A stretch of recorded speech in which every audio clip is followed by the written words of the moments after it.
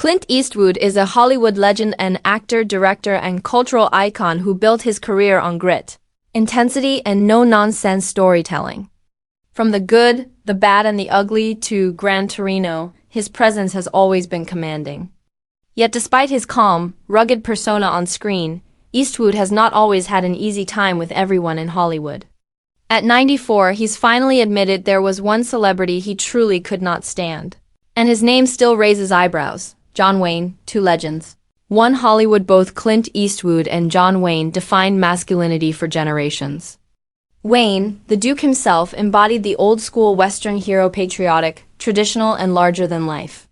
Eastwood, meanwhile, rose in the 1960s and 70s with a grittier, darker take on the cowboy. Where Wayne represented classic Hollywood, Eastwood brought in the era of the anti-hero. It might seem natural that the two men would admire one another, but the reality was much different.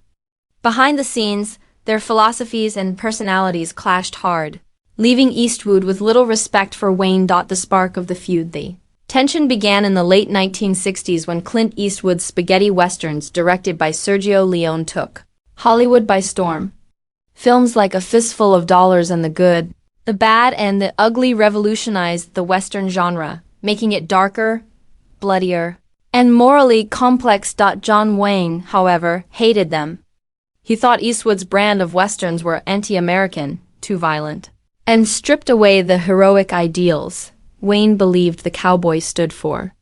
According to Hollywood insiders, Wayne once wrote Eastwood a fiery letter criticizing High Plains Drifter, 1973, calling it a distasteful film that mocked the American frontier spirit. For Eastwood, the criticism felt personal, and the feud only deepened from there, a collaboration that never happened. Interestingly, the two almost worked together.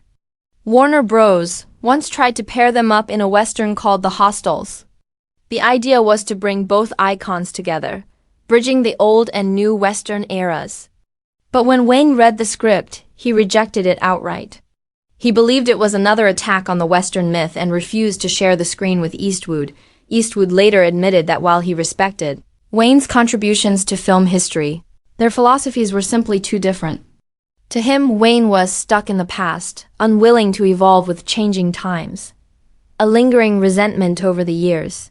Clint Eastwood quietly distanced himself from Wayne. He rarely spoke positively about him and, when asked, often hinted at their creative disagreements. In interviews, Eastwood revealed that he had little patience for Wayne's stubbornness and old-fashioned worldview. To Clint, Wayne wasn't just a rival, he was a roadblock to progress in Hollywood. As Eastwood aged, he mellowed toward many colleagues he once sparred with. But when it came to John Wayne, the tension never truly faded. At 94, Clint Eastwood finally admitted that Wayne was the one celebrity he truly hated working with or even trying to work with. The legacy of the rivalry today. Both men are remembered as titans of the Western genre, but their feud reveals just how different Hollywood's heroes can be. Eastwood's career flourished as he embraced change, directing films that challenged moral and political ideas.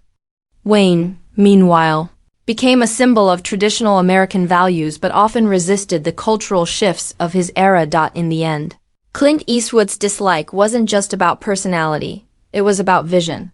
He hated how John Wayne represented a version of Hollywood that refused to grow.